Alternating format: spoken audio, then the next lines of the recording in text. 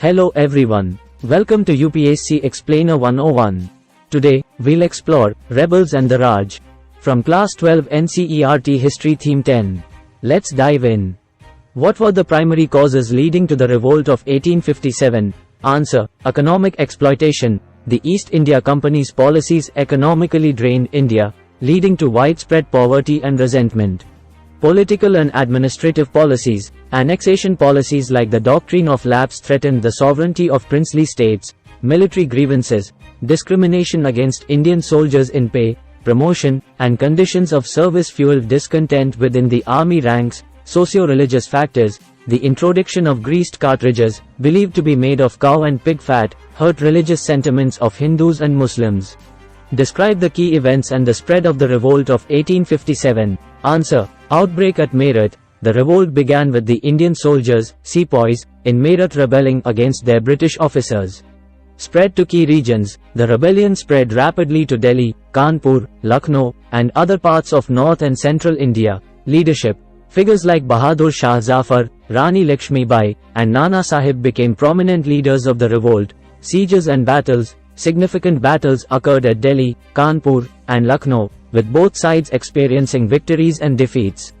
Analyze the British response to the revolt of 1857. Answer: military suppression. The British deployed a large number of troops to suppress the rebellion, often using brutal force.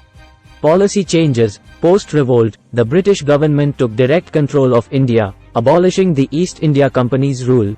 Administrative reforms. Reforms in the army, administration, and policies towards princely states were implemented to prevent future uprisings. What were the consequences and significance of the revolt of 1857? Answer: end of company rule. The British Crown took over the administration of India, ending the rule of the East India Company. Rise of national consciousness. The revolt sowed the seeds of nationalism among Indians, setting the stage for future freedom struggles. Social and cultural impact. The revolt left a lasting impact on Indian society and culture, influencing the collective memory and historical narratives. How is the revolt of 1857 represented in historical narratives, and what is its legacy? Answer: diverse perspectives. The revolt is viewed differently by British and Indian historians, with varying interpretations of its causes and impact. Legacy of resistance. The revolt of 1857 is often regarded as the first war of Indian independence, symbolizing resistance against foreign rule. Influence on national movement. The event became a source of inspiration for later freedom fighters and a pivotal point in Indian history. How did various social groups react to and participate in the revolt of 1857? Answer: role of peasants. Many peasants, burdened by high taxes and discontent with land revenue policies, actively supported the rebellion. Participation of princely states. While some princely states joined the revolt, others remained loyal to the British or remained neutral. Involvement of tribal and marginalized communities. Tribal communities, often neglected in mainstream narratives, played significant roles in certain regions. Discuss the role of women in the revolt of 1857. Answer: Rani Lakshmi Bai. A prominent example is Rani Lakshmi Bai of Jhansi, who became a symbol of resistance against British rule. Active participation. Many women, including Begum Hazrat Mahal of Awadh, took active leadership roles, challenging traditional gender roles of the time. Support roles. Women also contributed as strategists, couriers, and in support roles, significantly impacting the revolt's dynamics. What were the military strategies and tactics used during the revolt of 1857? Answer: guerrilla warfare. Many rebel leaders resorted to guerrilla tactics, taking advantage of local terrain knowledge. Siege warfare. Significant sieges, like those at Delhi and Lucknow, were central to the military strategies of both the rebels and the British. Conventional versus unconventional warfare. While the British largely relied on conventional military tactics, the rebels often used unconventional methods. Evaluate the economic impact of the revolt of 1857 on India. Answer: disruption of trade and agriculture. The revolt disrupted trade routes and agricultural production, affecting the economy. Long-term economic policies. The British reassessed their economic policies, leading to changes in land revenue systems and trade practices. Cost of suppression. The financial burden of suppressing the revolt led to increased taxation and economic hardships for the Indian populace. As is the representation of the revolt of 1857 in Indian literature and art. Answer: literary works. Various Indian authors and poets have depicted the revolt, reflecting on its themes of resistance and sacrifice. Artistic representations, paintings and sculptures often portray key moments and figures of the revolt, influencing public memory and national identity. Symbolism in popular culture. The revolt has been symbolically represented in films, theatre, and other forms of popular culture, shaping its legacy in Indian society. Prelims MCQs. What does the doctrine of lapse refer to? A. A British policy of non-interference in Indian princely states. B. A policy that allowed the British to annex states with no natural heir. C. A military strategy used during the revolt of 1857. D. A religious law imposed by the British in India. Answer. B. A policy that allowed the British to annex states with no natural heir.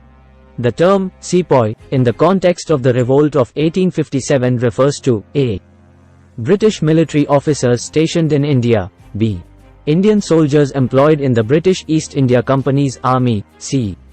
Leaders of the Indian princely states. D. European mercenaries in the service of Indian rulers. Answer. B. Indian soldiers employed in the British East India Company's army. Greased cartridges sparked controversy due to A.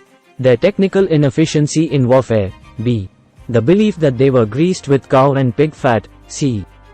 Their high cost leading to economic burden. D. Their scarcity leading to military disadvantages. Answer. B. The belief that they were greased with cow and pig fat. Who was Rani Lakshmibai? A. A British diplomat during the revolt of 1857. B. The leader of the British forces in India. C.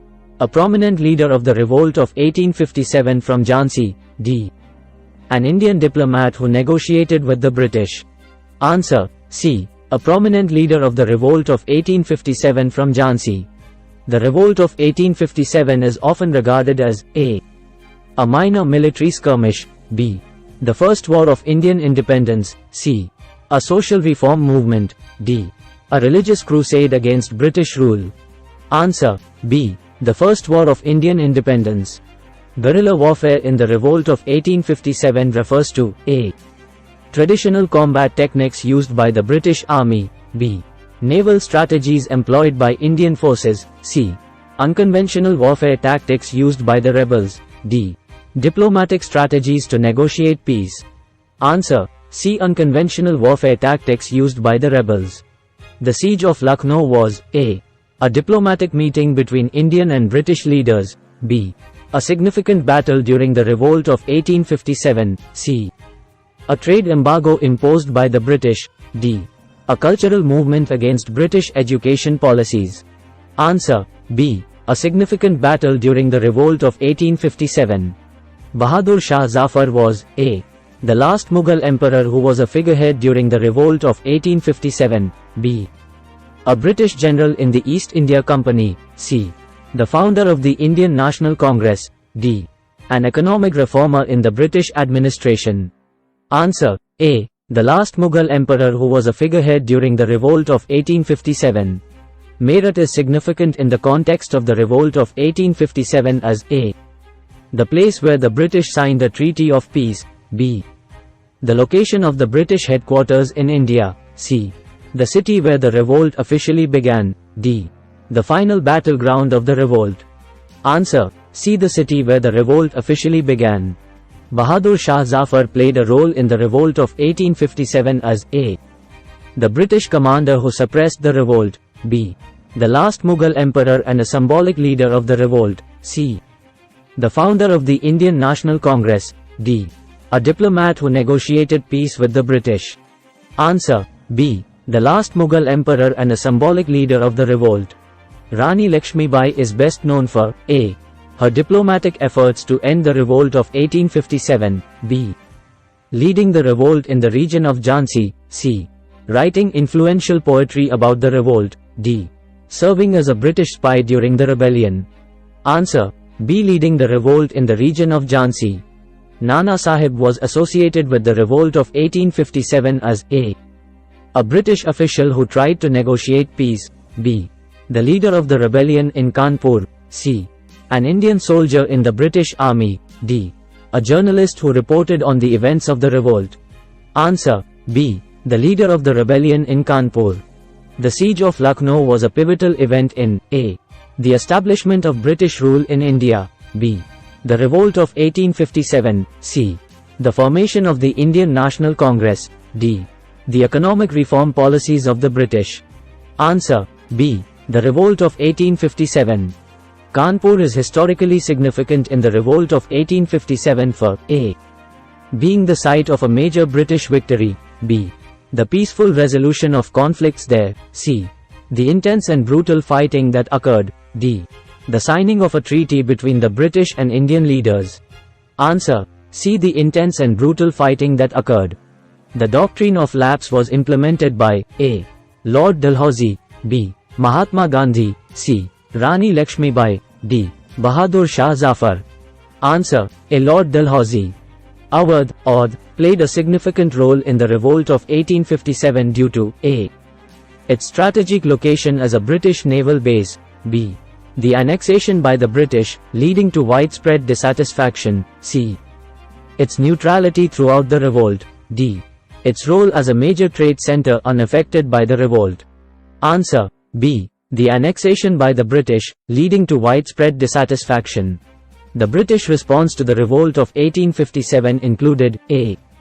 Immediate withdrawal from India. B. Negotiations with rebel leaders for a peaceful resolution. C. A brutal military suppression of the revolt. D. Granting independence to certain Indian regions.